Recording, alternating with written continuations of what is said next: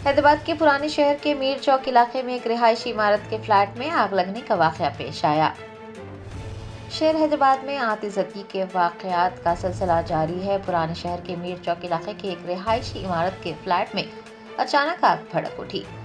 आग लगने की वजह से लोगों में खौफ व हरास फैल गया। मुकामी लोगों की इतला पर आतिशप्रो अमला फौरन मौके पर पहुंचा और आग बुझाने के इक़दाम किए।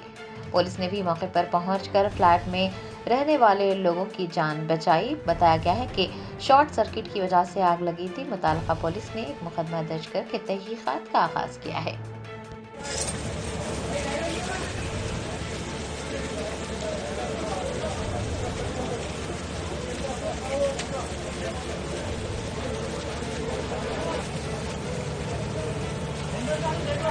क्या प्रेशर बहुत कम है?